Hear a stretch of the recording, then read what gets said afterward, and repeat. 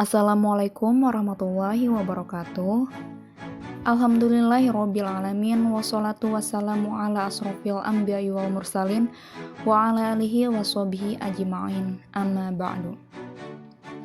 Pertama dan terutama, mari kita bersyukur atas kehadirat Allah Subhanahu wa Ta'ala yang telah memberi kita beribu-ribu nikmat, sehingga pada kesempatan ini kita bisa mengikuti mata kuliah filsafat pendidikan Islam. Sholawat selalu kita curahkan kepada Nabi Muhammad SAW yang telah membawa kita dari saat ketidaktahuan ke zaman sains seperti sekarang ini. Yang kami hormati, Ibu Motaharo selaku dosen pengampu mata kuliah filsafat pendidikan Islam, dan teman-teman semua yang kami cintai dan sayangi. Dalam membahas materi presentasi tentang aliran filsafat pendidikan esensialisme, kami dari kelompok 5 yang beranggotakan Iin Inayah, Lisa Nur Hasanah, dan saya pribadi Korina Warosi. Mari kita buka diskusi kali ini dengan ucapan Bismillahirrahmanirrahim. Pertama-tama akan dijelaskan oleh Lisa Nur Hasanah. Pengertian dan latar belakang aliran esensialisme. Secara etimologi, esensialisme berasal dari bahasa Inggris, yakni essential yang berarti inti atau pokok dari sesuatu. Dan isme berarti aliran, mazhab, atau paham. Esensialisme adalah istilah yang kurang jelas dan mencakup paham yang meneliti esensi, yaitu apa yang membuat sesuatu adalah sesuatu tersebut. Berlawanan dengan kontingensi. Kontingensi yaitu sesuatu yang hanya kebetulan, yang ketiadaannya tidak akan meniadakan sesuatu tersebut. Pengertian aliran filsafat esensialisme adalah suatu aliran filsafat yang menginginkan agar manusia kembali kepada kebudayaan lama.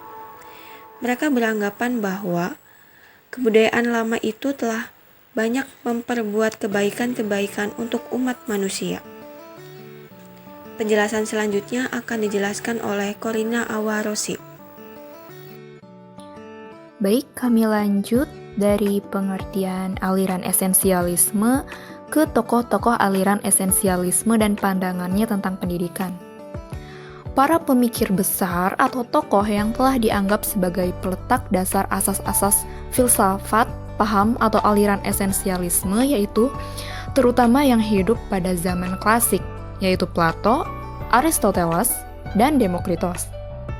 Plato dianggap sebagai bapak objektif, idealisme, dan juga sebagai peletak dasar teori modern dalam esensialisme. Sedangkan Aristoteles dan Demokritos, keduanya dianggap sebagai bapak objektif realisme. Kedua ide tersebut, atau idealisme dan realisme itulah yang menjadi latar belakang tesis esensialisme. Adapun pandangan tentang pendidikan dari tokoh pendidikan Renaissance, yaitu yang pertama adalah Johann Amos Comnenius, yaitu agar segala sesuatu diajarkan melalui indera, karena indera adalah pintu gerbangnya jiwa. Tokoh kedua adalah Johann Friedrich Herbert, yang mengatakan bahwa tujuan pendidikan adalah menyesuaikan jiwa seseorang dengan kebajikan Tuhan. Artinya, perlu ada penyesuaian dengan hukum kesusilaan. Proses untuk mencapai tujuan pendidikan itu oleh Herbert disebut sebagai pengajaran. Dan terakhir tokoh ketiga adalah William T. Harris, yang berpendapat bahwa tugas pendidikan adalah menjadikan terbukanya realitas berdasarkan susunan yang tidak terelakkan dan bersendikan kesatuan spiritual. Sekolah adalah lembaga yang memelihara nilai-nilai yang telah turun-temurun dan menjadi penuntun penyesuaian orang pada masyarakat. Baik, penjelasan berikutnya akan dijelaskan oleh Lisa Nur Hasanah. Silakan. Tujuan pendidikan esensialisme. Secara khusus, esensialisme adalah bentuk pendidikan vokasional yang membatas materi pelajaran yang mempertimbangkan kebutuhan siswa untuk dapat hidup yang produktif. Sedangkan secara umum, esensialisme adalah model pendidikan transmisi yang bertujuan untuk membiasakan siswa hidup dalam masyarakat masa kini. Ada 2 tujuan dari pendidikan esensialisme. Yang pertama, untuk meneruskan warisan budaya dan warisan sejarah melalui pengetahuan inti yang terakumulasi dan telah bertahan dalam kurun waktu yang lama, serta merupakan suatu kehidupan yang telah teruji oleh waktu dan dikenal oleh semua orang. Pengetahuan yang dimaksud adalah skill, sikap, dan nilai-nilai yang memadai. Tujuan yang kedua yaitu untuk mempersiapkan manusia untuk hidup.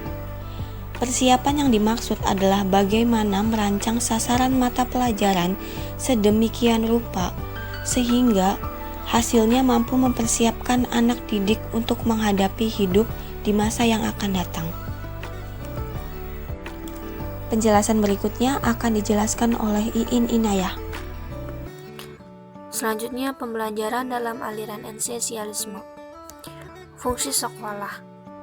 Menurut aliran esensialisme adalah alat untuk menjaga atau memelihara nilai-nilai yang telah ada dan dipercaya secara turun-temurun dan disesuaikan dalam masyarakat. Kemudian ada tujuan pendidikan.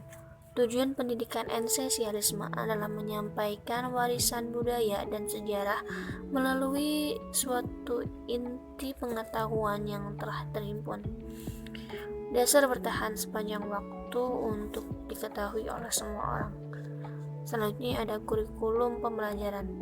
Kurikulum sekolah bagi esensialisme merupakan semacam miniatur dunia yang bisa dijadikan sebagai ukuran kenyataan, kebenaran, dan kegunaan.